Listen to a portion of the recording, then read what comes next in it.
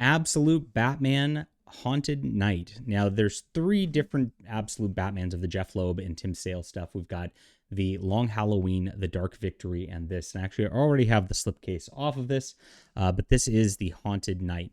Now, this is actually the original storyline that came out of these two, because I actually thought Long Halloween was it, but actually, after reading the introduction of this, I found out that these were came out of the original first one here. And Tim Sale's art is the best in the business, and that's what makes this shine at the end of the day. Jeff Loeb does a good job with storytelling from the pacing aspect. I think he's got the Batman character down pat to where it's fine. You don't really feel like there's a ton going on groundbreaking wise with what's going on here. You get a first story with the Scarecrow through this, and there's three stories in this Haunted Night kind of trilogy, which are they were Batman.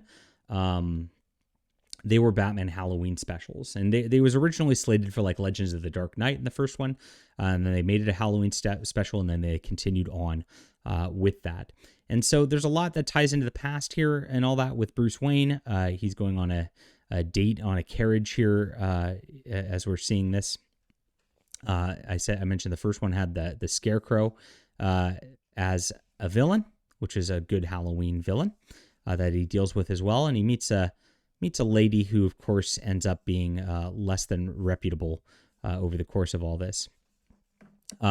Just the shading, the art, just so beautiful on the Tim Sale stuff. I just love how he uses these really deep, like big, thick strokes for some of the shading, and it's just like, if you look at it real close, you just have like almost a blob there, but it really just highlights the character in a way that it really sets the scene in ways that other artists just can't accomplish.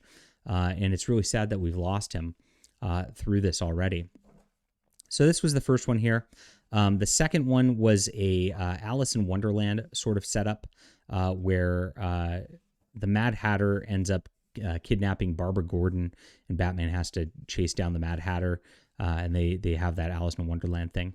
The third one, that he's fighting the Penguin, and he ends up in this like fever dream of a Ghost of Christmas Past. It does the Dickens story through this, and it's a lot of fun as we get to see. Sorry about that. Batman go through that sort of deal there. Now, after this, there's a 6-issue series of Catwoman, which is called When in Rome. And she goes to Rome kind of to try to figure out if she is the daughter of the Roman, the Falcone gangster. And she goes on this goose chase kind of hunting. She ends up finding who she thinks is her mom. She kind of meets a beau out there. And it turns out that the Riddler, who came with her on this adventure, set her up to try to mess with her and all this stuff, and was running his own crime racket there throughout this entire thing as well. The art's just fantastic through here. She has these dreams where she's getting with Batman, and it's wonderful through here. And again, the pacing's wonderful. This is one of the better Catwoman stories I've read. And she ends up fighting the cheetah here, which is fun too. Just again, the art like is so dynamic, so beautiful, and just like these big thick brush strokes do so much for just the Tim Sale art here. The colors are fantastic too. I should mention it just fits and feels a little different than everything else out there as well.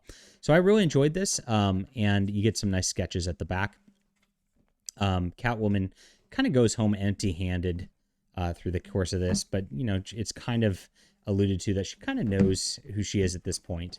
Now, I'd say like a lot of this stuff doesn't feel like very groundbreaking storytelling and all that, but you don't need that either at the end of the day. Like, I mean, these are pretty like, standard Batman fare stories, and it feels good and it accomplishes what it sets out to do. And she nails all the characters, gets them all right, or he does, as he writes through this stuff too. So really fun stuff. And I would say that if you're looking to start reading these, I would probably go with Long Halloween first because it's a little bit better and more cohesive of a story. But these are very good too, and they are standalone, so you don't need to read them in any particular order to read it Long Halloween first or this or anything like that. So good stuff. 8.5 out of 10 from me. And thank you very much for being there, my friends. Hit the like and subscribe button. Leave a comment down below with what you think. We'll be back soon.